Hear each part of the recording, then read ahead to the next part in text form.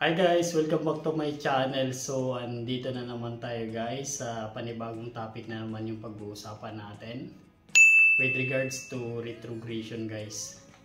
So, yun na nga guys, siguro isa ka rin sa nalungkot dahil walang movement. The new visa bulletin has been released for the month of June 2024. Unfortunately nga guys, wala siyang movement. So, walang nagbago dun sa visa bulletin. Still, the cut-off is November 22, 2022. So, guys, kung isa ka rin dun sa nalungkot na yon, ako din is nalungkot.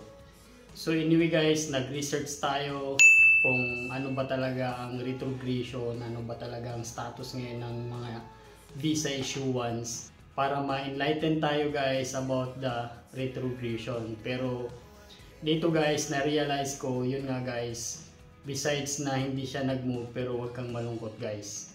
Kailangan nating alamin kung ano yung mga situation ngayon, which is positive pa rin guys. So, yun na nga, wala siyang movement, pero dito based on sa basic research natin, dito hihimay-himay natin kung bakit hindi nag-move. Ilan ba dapat ang may issue na visa for each fiscal year be issued per fiscal year. So, yun nga guys, i-overview natin. Pero in general guys, huwag kang malungkot guys. Just proceed to your American dream at talagang mangyayari niyan guys. So, huwag kang malungkot. Laban lang, patuloy lang sa pangarap. Kasi darating din yan guys, yung priority date mo magiging current din yan based doon sa visa bulletin.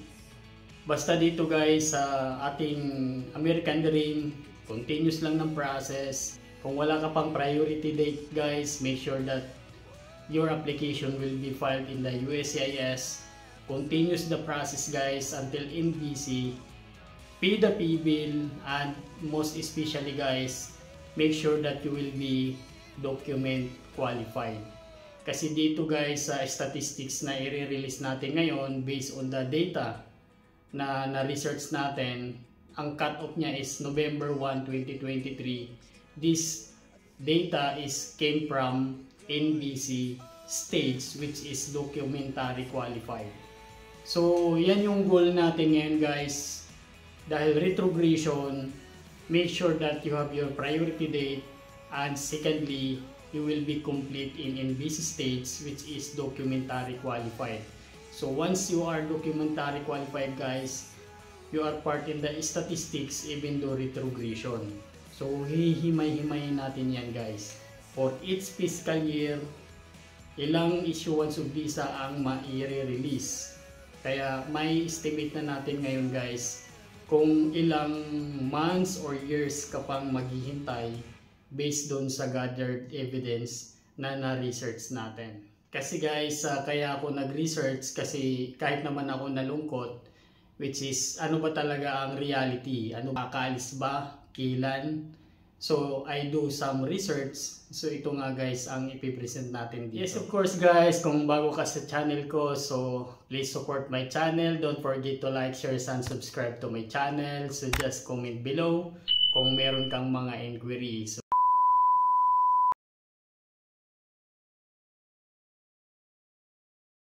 para makita natin yung fiscal year guys. So ito yung website ng visa bulletin. Then dito nga sa baba guys, ito yung mga every fiscal year. So for example guys, dito tayo sa 2022. So ito guys, 12 months to dito guys. So 12 month, it start from September. It will end October. So ganun din dito guys, 2023. So from September to October. Ngayon, dito sa 2024 nga guys, which is ito na yung June. Yung kulang na lang nito is yung July, August, and September. Makukumpleto na yung fiscal year 2024. So we hope guys still it will move the cutoff date before it will end the fiscal year 2024 ngayong darating na September 2024. So after nung mapakita natin yung fiscal year guys for each year, so meron nga siyang 12 months for every fiscal year. So, ito naman yung nakita kong immigrant visa statistics. So, merong annual immigrant visa waiting list report as of November 1, 2023.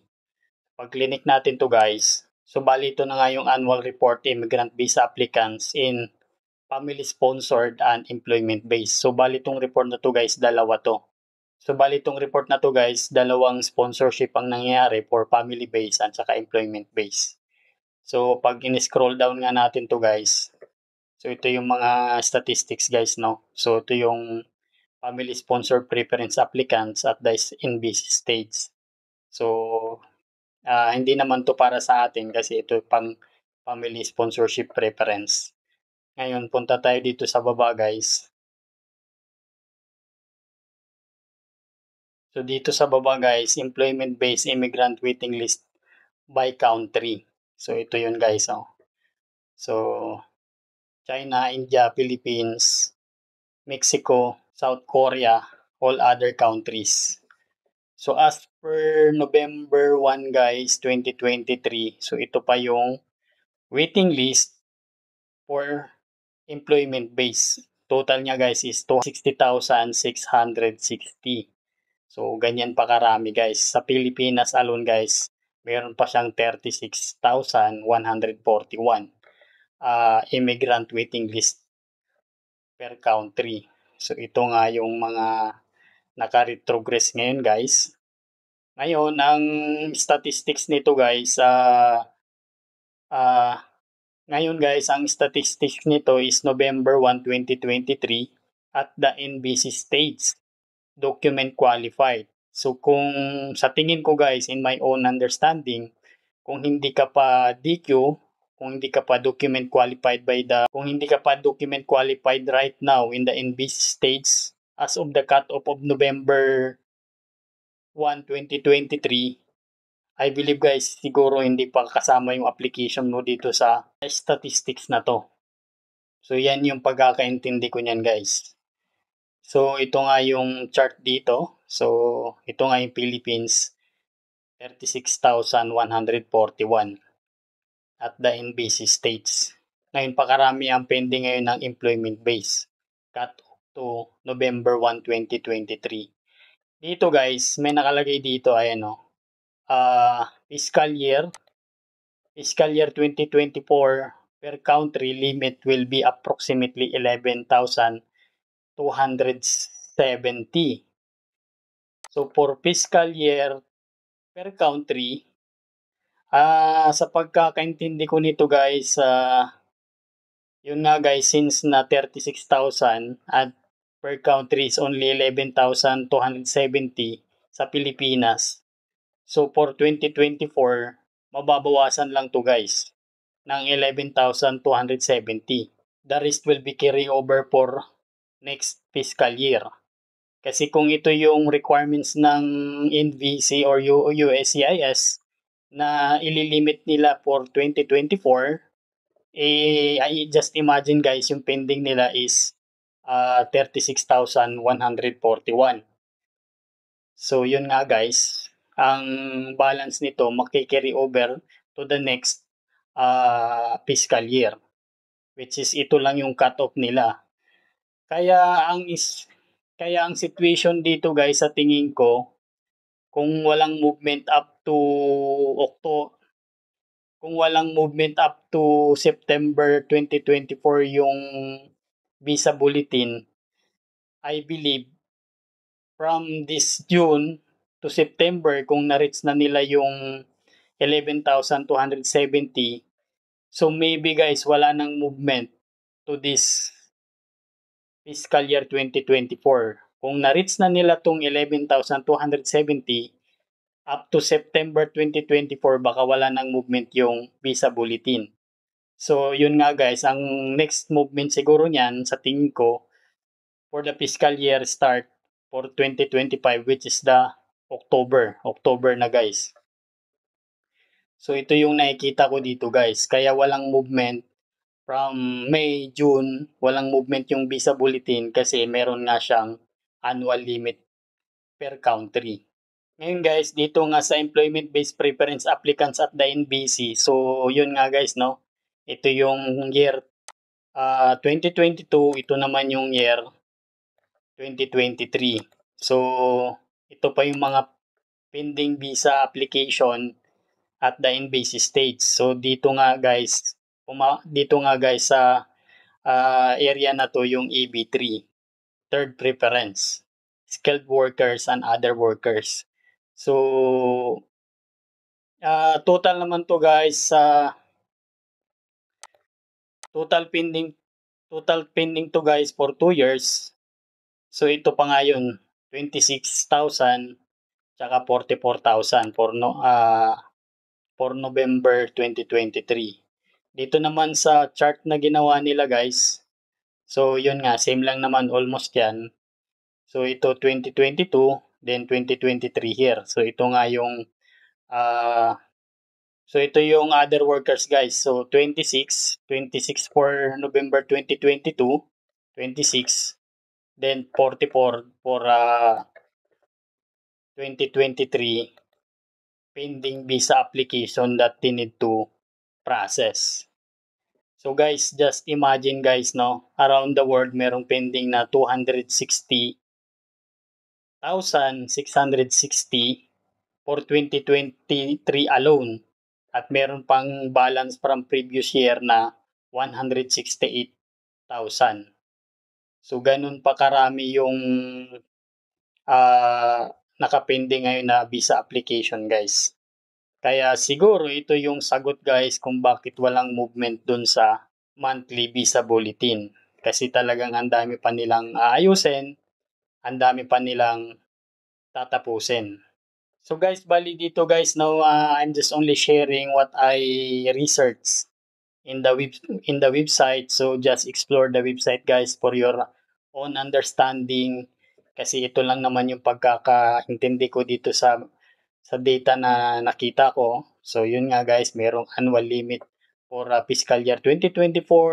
Tapos ito yung total pending for 2023. So meron pang 2022 from previous. Kaya guys, what I can advise guys, kung talagang itutuloy mo yung American dream mo, just wait, hold on. Darating din yan guys. Kasi malay natin for 2025, it will increase the requirements. So anyway, this is only for 2024. Hopefully by 2025 fiscal year, magi-increase tong limit na to. And for the Philippines also guys, para yung approved as of November 1, 2023 ay ma-process kung magi-increase sila ng marami guys, para mabawas-bawasan yung backlog nila. So muli guys, maraming salamat sa inyong panonood. So I hope na nakapag-enlighten na naman tayo guys. Don't lose hope to your American dream guys. Just keep pushing, complete all the process, and wait for the time being na magiging current yung priority date mo doon sa visa bulletin.